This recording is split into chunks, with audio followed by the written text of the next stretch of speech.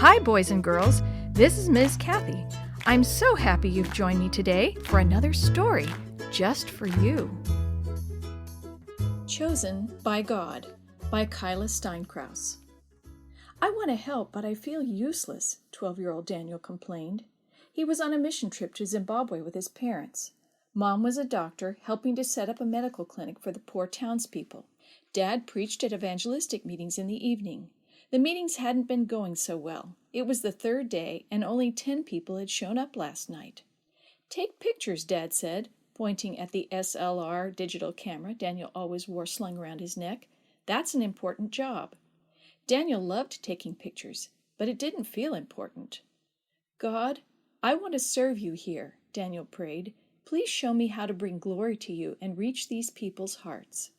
Suddenly, he had an idea. After getting permission from Mom, Daniel walked down the dusty streets. Many people lived in mud huts and wooden shacks with tin roofs. Children ran around barefoot, laughing.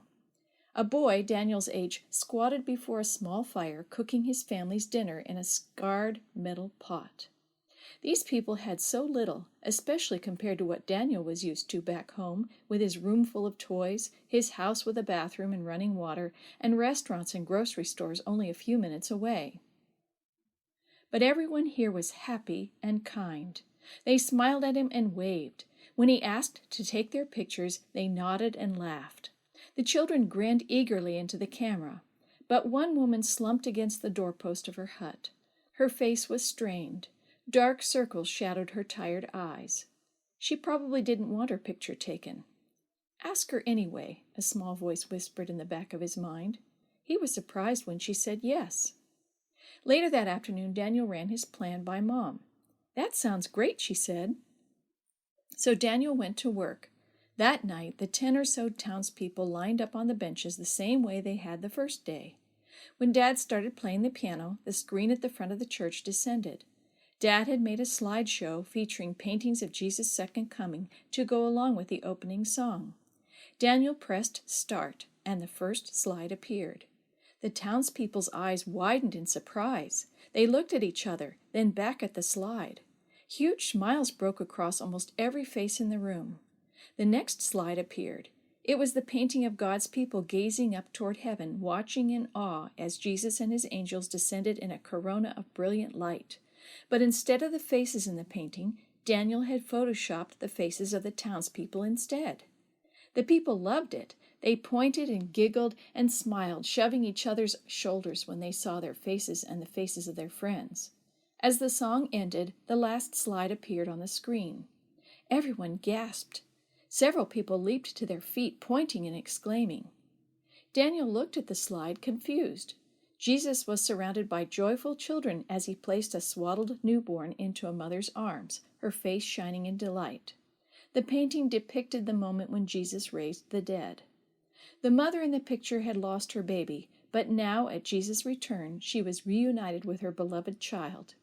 It was Daniel's favorite picture, but he wasn't sure why the townspeople were so interested in this one. The next night, Daniel showed the same slides. The townspeople were just as excited. In fact, 24 more people filled the seats than the night before. On the 5th night, there were 100 people, and the 6th night, 150. They enjoyed every slide during the opening song, but the last one always drew the most attention. "What does it mean, Dad?" Daniel asked when the meeting ended on the 6th night. Dad ran his hands through his graying hair. "They're your pictures, son. I'm not sure why or how, but it's working. Let's ask our translator to ask someone." Daniel and his father stopped one of the women. She had her arm around the sad woman Daniel recognized from the day he had taken the pictures. She was crying, but strangely, she didn't look sad. Her eyes were shining. The first woman spoke in an animated voice, waving her hand excitedly. "Oh, wow," the translator said. "She says that last week her friend Anesu's baby died. The whole town mourned this beautiful baby. But now she knows that God will give her baby back to her." The sad woman pointed at the last slide, which was still on the screen. "Jesus is giving Anesu her baby," the translator said, "right there in that picture."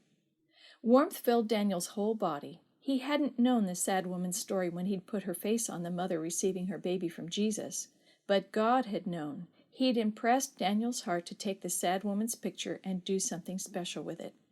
"Thank you," the translator said as the woman clutched Daniel's hand. "You gave Anesu hope. You gave us all hope." That night during worship, Mom and Dad hugged Daniel with tears in their eyes. "You thought you didn't have a purpose, but God chose you for something very special," Mom said.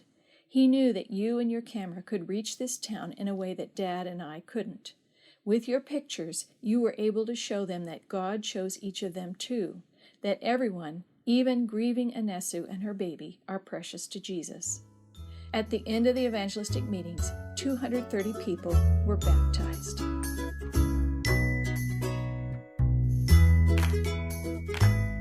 The story you have heard today is from God's Greatest Stories, written by various authors and compiled by Randy Fischel, and used with permission from the Pacific Press Publishing Association.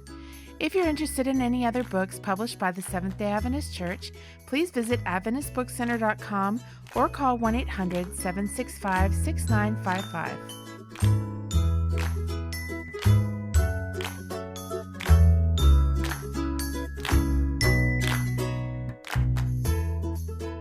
This podcast is a production of the Carolina Conference of the Seventh-day Adventist Church.